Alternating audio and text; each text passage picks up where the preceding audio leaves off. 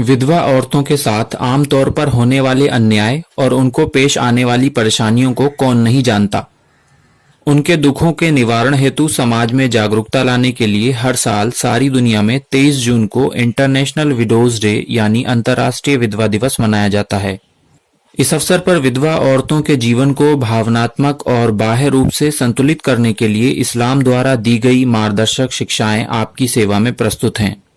किसी भी मनुष्य के मर जाने पर उसकी समस्त चल अचल संपत्ति का ईश्वर के नियमानुसार उसके महिला एवं पुरुष संबंधियों में अनिवार्य वितरण इस्लाम धर्म की विशेषता है। पति के मरते ही एक विधवा को जिन दुखों के पहाड़ का सामना करना पड़ता है, उनमें से एक चट्टान रूपी बाधा यानी आर्थिक दयनीयता को दूर करते हुए अंतिम ईश ग्रंथ कुरान में बताया गया, जो कुछ तुम छोड़ जाओ उसमें पत्नियों का चौथाई हिस्सा होगा यदि तुम्हारी कोई संतान ना हो, लेकिन यदि तुम्हारी संतान है तो जो कुछ तुम छोड़ोगे उसमें से उनका 8वां हिस्सा होगा। और यदि किसी पुरुष या स्त्री के ना तो कोई संतान हो और ना उसके माँ बाप ही जीवित हों और उसके एक भाई या बहन हो तो उन दोनों में से प्रत्येक का 6वां हिस्सा होगा, लेकिन यदि वे इससे अधिक हों तो फिर 1/3 में वे सब भागीदार होंगे। विधवा स्त्री के लिए थोड़ा ही समय बीतने पर जो समस्या फौरन खड़ी हो जाती है वो ये है कि अब वह कहाँ रहेगी।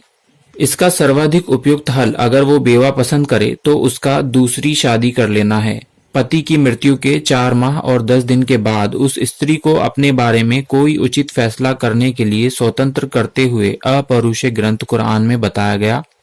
तुम में से जो लोग मर जाएं और अपने पीछे पत्नियां छोड़ जाएं तो वे पत्नियां अपने आप को 4 महीने और 10 दिन तक रोके रखें। फिर जब वे अपनी निर्धारित अवधि यानी इद्दत पूरी कर लें तो सामान्य नियम के अनुसार वे अपने लिए जो कुछ करें उसमें तुम पर कोई गुनाह नहीं। विधवा महिलाओं की समस्या हल करने के लिए दौड़ धूप करने वालों के बारे में अंतिम ईशदूत मोहम्मद सल्लल्लाहु अलैहि वसल्लम ने बताया, किसी विधवा या गरीब की देखभाल करना भी जिहाद है। इस्लाम की इन शिक्षाओं और इससे संबंधित अन्य शिक्षाओं को अपनाकर कोई भी समाज विधवा महिलाओं की समस्याओं को हल कर सकता है, जिस तरह आज तक इस्लाम पर आचरण करने वाले मुसलमानों में ये समस्या नहीं पाई जाती।